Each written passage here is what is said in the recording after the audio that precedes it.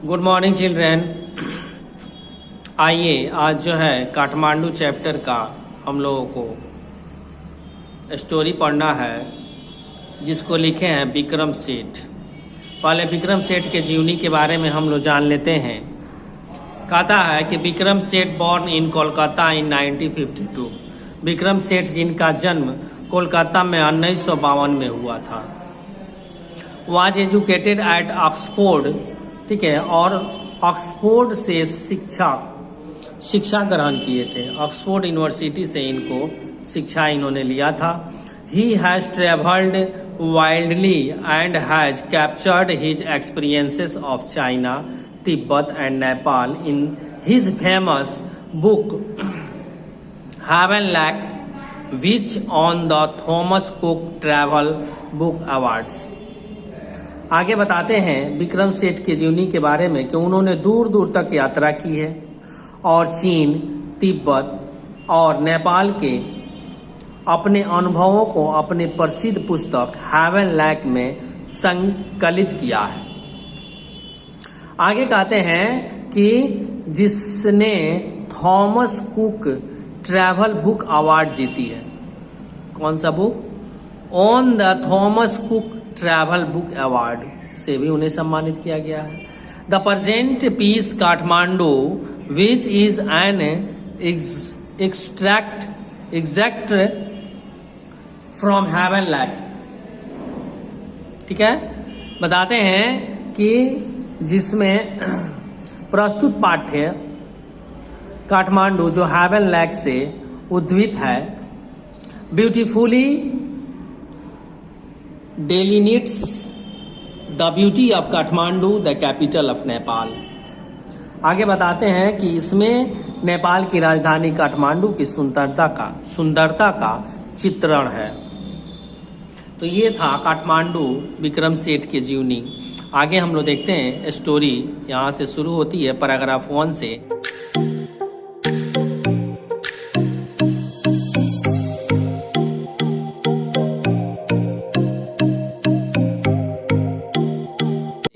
काठमांडू।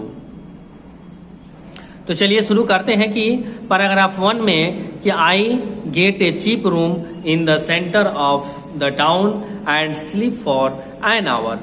बताते हैं कि मैंने I get a cheap room, बताते हैं कि मैंने शहर के बीच में in the centre of town एक कमरा लिया और कुछ घंटों तक सोया, for hours. Next morning with mister Shah son and nephew I visit the 2 temples in Kathmandu that are most scared in Hindus and Buddhists। बताते हैं विक्रम सेठ कि मैंने शहर के बीच में एक कमरा लिया और कुछ घंटों तक सोया। दूसरी सुबह मिस्टर शाह के पुत्र और भतीजे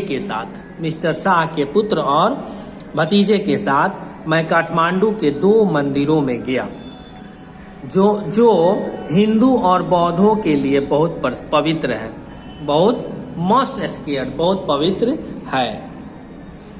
आगे पैराग्राफ 2 में क्या कहते हैं कि at Pashupatinath outside which is sign proclaims entrance for the Hindus only.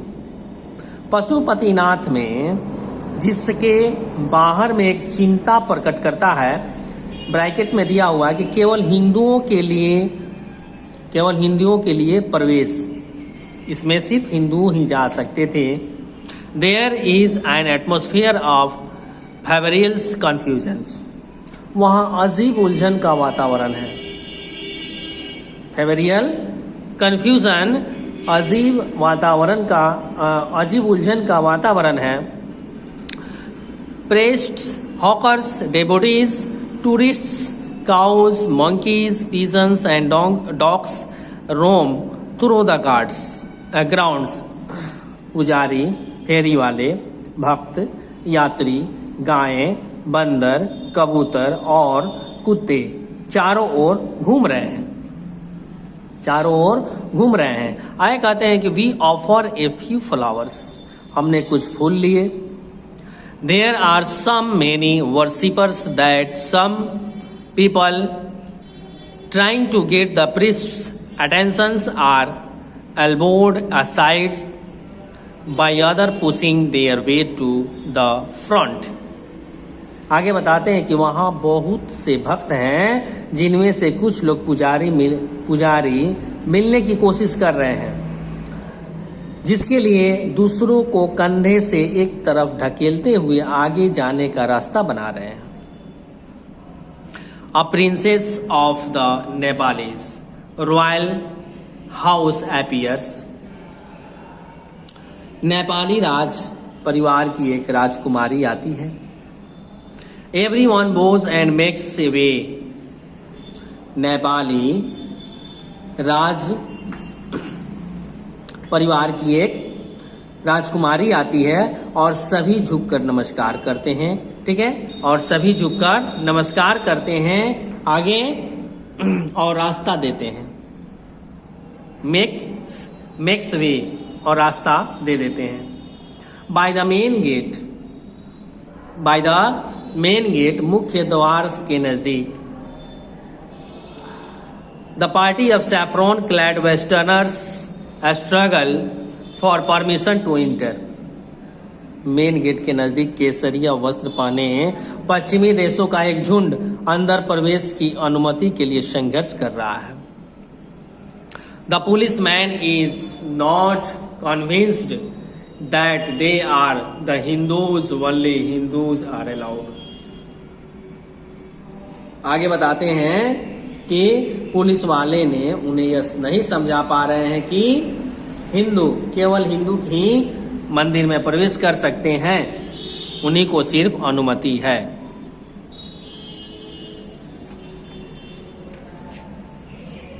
आगे कहते हैं इसी पैराग्राफ में कि allowed to enter the temple, सिर्फ जो है हिंदू को ही मंदिर में जाने की अनुमति है।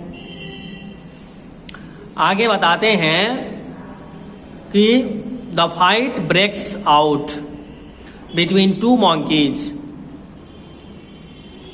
आगे देखते हैं कि वहां दो बंदरों के बीच में संघर्ष होता है। वन चेसेस द अदर, एक दूसरे का पीछा करता है। हु जंप्स ऑन टू ए शिवलिंगा, जो शिवलिंग पर जंप कर जाता है, कूदता है। तब क्या होता है? Then runs screaming sound the temples and down to the river। तब मंदिर के चारों ओर तेज आवाज में बोलते दौड़ते हैं लोग, भागने लगते हैं और नदी के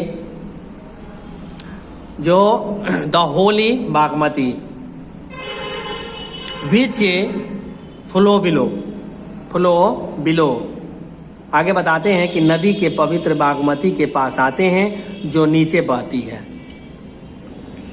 washer women and are at their work and children bathe. जब वहाँ नदी के किनारे जहाँ नदी बह रही है वहाँ लोग भागते हुए आते हैं तो देखते हैं कि उसके किनारे धोबी कपड़े धो रहा है। धोबी a crops is being cremated on its bank। ये लाइन हो गया पहले। एक उसके किनारे देखते हैं कि शव का दाह संस्कार किया जा रहा है, जो डेड बॉडी है उसका दाह संस्कार उस नदी के किनारे हो रहा है। और फिर वहीं देखते हैं कि washerman are at their work its bank, और इसी नदी के किनारे जो है धोबी कपड़े धो रहे हैं और बच्चे स्नान कर रहे हैं। एंड चिल्ड्रन बेथ, बच्चे स्नान कर रहे हैं। आगे देखता है, कहते हैं कि विक्रम सेठ की from a balcony a basket of flowers and leaves old offerings now wilted is dropped into the river. आगे कहते हैं कि एक बालकोनी से पुरानी मुरझाए फूलों और पत्तियों से भरी टोकरी नदी में बहाई गई है। ठीक है, ये small shrine half protrudes from the stone platform on the bank river bank on the river bank. आगे बताते हैं कि एक छोटा मंदिर नदी के किनारे के पत्थर के प्लेटफॉर्म से आधा निकला है। When it emerged fully,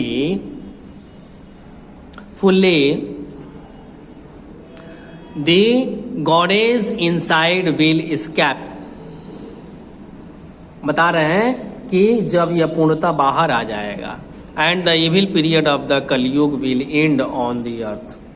कहते हैं कि जब यह पूर्णतः मंदिर से जो निकला हुआ है आधा भाग, वह वहाँ मानना है ऐसा कि जब यह पूरा तरीका से बाहर आ जाएगा, इसके अंदर के देवता गायब हो जाएंगे और कलयुग का अशुभ समय का धरती से अंत हो जाएगा।